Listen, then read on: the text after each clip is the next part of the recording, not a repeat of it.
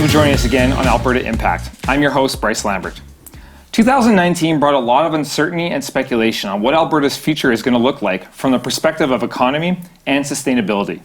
Topics of how we do business and where we do business were at the forefront of conversation.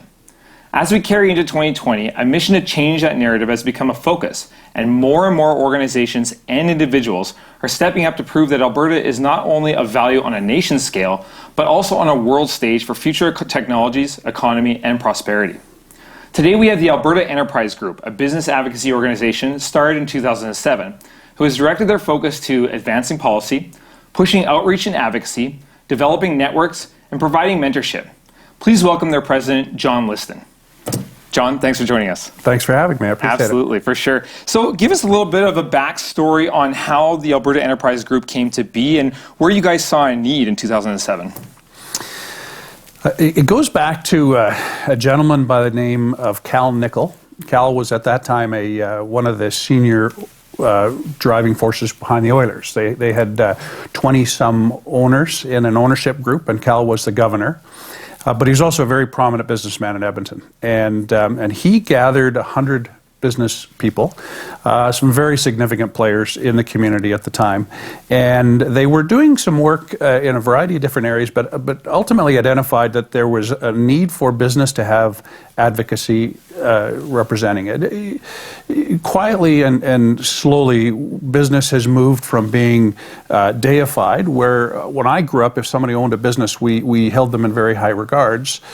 There seems to be this movement towards vilifying them and turning them into the bad guy because they're. I think we've taken this word profit and equated it to greed. Yeah. When profit's actually a very important characteristic of business. It's it's a primary characteristic to allow us to do all the things we want as a city, a province, a country, and a world. Mm-hmm. Yeah, absolutely. Yeah, that's been a narrative that you hit it right on the head, that we have seen it grow big time. So from the Enterprises Group perspective, what is it you guys are doing to help change that narrative? Yeah, it's a great question. So I go back to that 2007 period. We were at a time when we had a conservative government that was supportive of business. We had a culture that was still evolving. Younger people were getting more involved. Each of the generations had a lot more questions that I think that business didn't answer properly. Mm-hmm. And so we evolved into some challenging times, particularly from a business standpoint, where again, people were identifying issues and blaming business for those issues. And so we do a few things. Fast forward to today. Ultimately, our audiences are other businesses. So we need to talk to business and get these people together so that they understand they're not alone. It's quite lonely. And then we need to impact the world of policy. We need to work with our governments to say, here's how that will practically apply in the marketplace. And I'll give you an example. We made some changes with the previous provincial government where we made the minimum wage. Put the minimum wage in place without proper consultation, and not in a good or a bad way. We just didn't properly understand what the impact was going to be. Gotcha. And in the process, you'll watch several restaurants in our business are going out of business. Yeah. And there was another piece in the legislation that quietly ended up in there, which was that employers in a restaurant needed to pay extra money on a Monday if it was a holiday Monday, even though nobody worked. And it was a peculiar piece, but a buddy of mine who owns 5 restaurants just closed them all.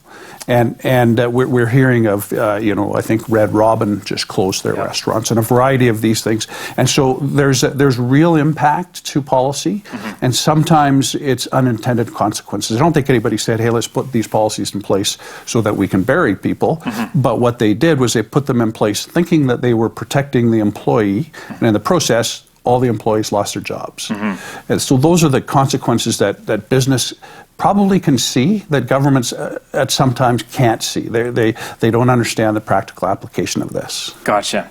Now, you said it backstage, just in regards to bringing, your organization really focuses on bringing Alberta to the world and the world to Alberta. You guys do a lot of travel for your advocacy work and trying to get more relationships built on a more global scale. In your travels, how have you seen Alberta being, how do we stand apart from other economies and other areas that you've been through and seen and observed to where we are compared to them? How do you see that difference? Well, I'll just give you a bit of the history. So we've done these, we call them, Canada Connects missions. And we've been to Zurich, been to Washington, D.C.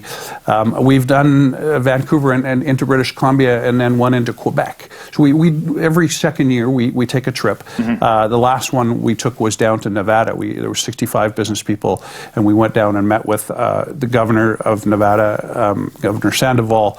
We met with a variety of different business people. It was a spectacular experience. Alberta is very highly respected. And so one of the things that we find when we go out is when we take the quality of business people that we have in our city, and we just have some absolutely outstanding business people. When we take them out to the world, people either confirm their belief that this Alberta place is something special, or they learn that this Alberta place is something special. And I will say, we went on this trip to Nevada. One of the things that what just blew us away was the reduction in red tape that had happened in Nevada. The governor and the business owners had gotten together and said, listen, if we can reduce the amount of administrative stress on the businesses, we can make things happen. And right now, they're one of the fastest growing states in the U.S. of people between 18 and 25 who are coming in. They don't have a state tax. They have, made businesses work. We went to the Tesla battery plant, and there's 10,000 employees there, and all they're doing is expanding. They just can't grow fast enough. It's fascinating stuff to watch. And the governor is pro-business. And in the process of being pro-business, there's this huge influx of people with jobs who buy cars, buy houses, buy groceries, do all those things that make the economy hum. Right. So it's an exciting thing to think if we could kind of do some of those things. We need to reduce red tape. We need to really focus on making Alberta attractive to our own people so they don't want to leave, and to the external investor who says that's a good place to be putting money. And that's a big part of our policy. Definitely. And Alberta is really proving itself, on a world stage when it comes to being third ranked in the world for artificial intelligence. We have the brains. We've had some great pharmaceutical drugs coming out of this province as well. So the technology, the brains, the infrastructure we've understood needs a little bit of work as well here in Alberta to kind of get things going. But that's a big topic that comes up quite significantly is policy and the red tape, and maybe a little bit too much talking and a little bit less doing, that comes through in some of these industries. So what is the path that we need to start taking? This is a heavy loaded question, but what's the path that you feel we need to start taking to kind of get the talk to stop and the action to start? Where is that line, and how far are we away from that line? It's a great question. Again, one of our responsibilities is to meet with the government and talk about this. And one of the biggest challenges happening right now is the Red Tape Reduction Committee, which is being run by Minister Hunter, is doing a great job. They're gathering a lot of input. What happens is that input then gets passed into the machine. And the machine it's not malicious, but it's just so ingrained in its habits that when it gets to the deputy minister and the assistant deputy minister and the departments, it just gets watered down. Right. And so it's very difficult to make these wholesale changes. And so back to your question, how do we do it? We have to move almost from an evolutionary process to a revolutionary process. We have to really challenge the system.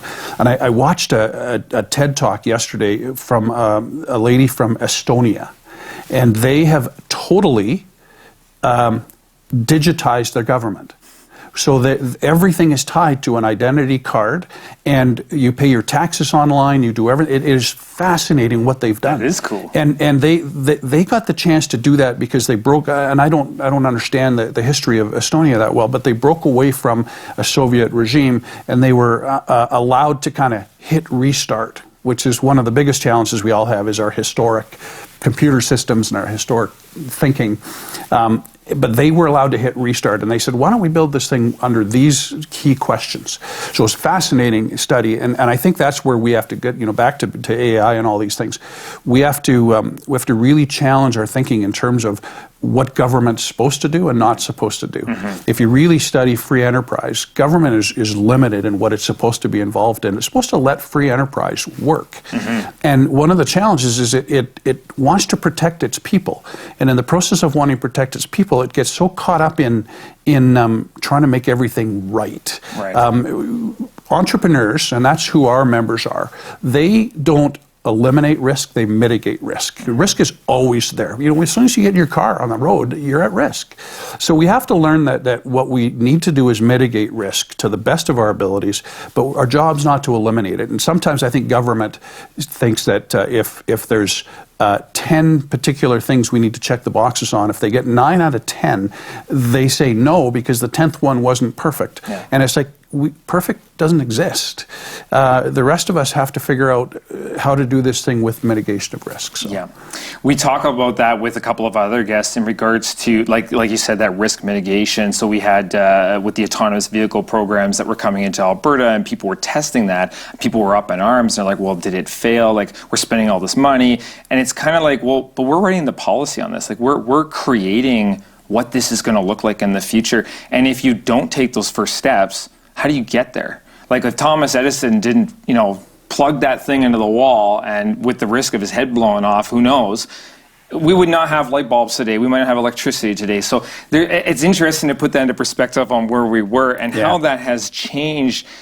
Like we went through, we looked at the revolution, going back to my social classes, we look at how fast the revolutionary industry came through when we had that period in time of growth. And then it kind of slowed down, and all these things and now it's like, man, we should be living like the Jetsons right now. We should be Star Trek at this point. What happened? How did we slow down?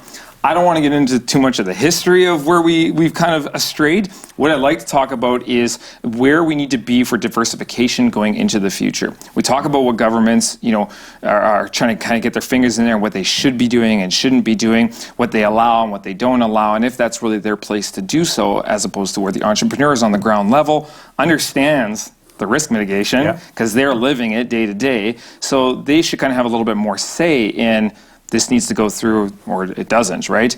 But for diversification as a province to play on the world stage, how do we make that happen specifically, or what do we need to focus on that you feel is really of importance? So whether that's oil and gas, technology, medical, personally, I think it's all of them, but what do you think in that perspective of things? I was speaking to a friend of mine in London, England, who grew up in Edmonton and now lives in London, and so looks back in at Alberta from a distance. And he said, here you guys go again on that cycle of boom-bust that's tied to the oil and gas industry.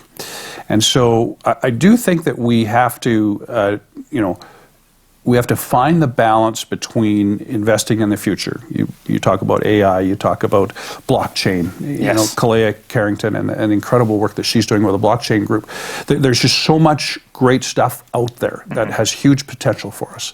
At the same time, the world, is tied to, those of us who live in this frozen north, the world is tied to using this fuel that comes from fossil fuel. And so we have to be very respectful. I think at times people just don't understand the degree to their lives are tied to fossil fuel. Hands down. Whether it's your iPhone or your whatever it is that you're using, it was manufactured with the use of this darn fossil fuel stuff. So we can't throw the baby out with the bathwater. That is a fundamental foundation. Great saying. But the second part of that is we also need to really protect ourselves from this boom bust that we run through. Yeah. And so, we live in a world that manipulates some of these most valuable assets like fossil fuel. And so we have to be expect that it's going to cycle, yeah. and then we have to be looking at other things. And you've talked about some of the other guests that you've had on, but if you take a look at Ashif Maji and Ryan Vespi and again Kalea Carrington and all there's a young group of brilliant people coming up in this world, and so I'm very excited for us to try to find ways to encourage them, to support them. You're talking a little bit about the history, but John F. Kennedy said we're going to put a man on the moon. It made no sense to put a man on the moon, but what it did, it gave us this national, or gave them this national project that everybody kind of gathered around, and all of a sudden it wasn't that they got the man on the moon, it was who they became in the process of trying to put the man on the moon. And I think that's the same thing here. We have to get out of our own way a little bit, and one of the proposals was to in the history of Canada, we built this railway all the way across the country, and it was a very significant project to connect us from a transportation and a communication standpoint. Well, there was talk of a utility corridor all the way across Canada, whether it has pipelines in it or whatever it has in it. A project like that would be very attractive to us as a country. If we need to bring this country together and work on something collectively, as opposed to sitting here and figure out what the differences are. And that's one of our biggest challenges. We talk about taking Alberta to the world. Well, part of it is we've got to take Alberta to BC and to Saskatchewan and to Manitoba and Ontario, Quebec. Yep. Like we got so much in common with these people, but right now, and I'm going to blame the media to some degree, I'm going to blame ourselves for poor marketing, but we haven't properly communicated all the values that we have in common. We spend all of our time trying to figure out what the differences are. And in any relationship, whether it's with your in your marriage or with your friends, if you spend all of your time identifying the differences, you end up falling apart. Right. If you spend all of your time identifying your common ground, that's where the strength is. I've been married for 35 years, so I'm allowed to use marriage as the example. Absolutely. Well, and again, you hit the nail on the head. Unification. Not looking at each other's differences, but looking at each other's where our weaknesses are, someone else has its strengths. Absolutely. Let's unify and get that ecosystem going where growth, true change, true growth can happen. Yeah, and it's a fascinating study. So. Absolutely. Right on. John, thank you so much for coming on and sharing your thoughts with us in regards to what the Alberta climate is looking like when it comes to business and economy. Much appreciate your information and your input. And we'll for sure have some links to your organization below in this video. And again, thank you so much for coming and joining us. Yeah, I appreciate it very much. Absolutely, for sure. So there you have it, folks. Some more information for your pocket. Feel free to join the conversation and give us your thoughts by commenting, liking, and sharing on Facebook and YouTube. Have a great night and see you next Thursday at 7 p.m.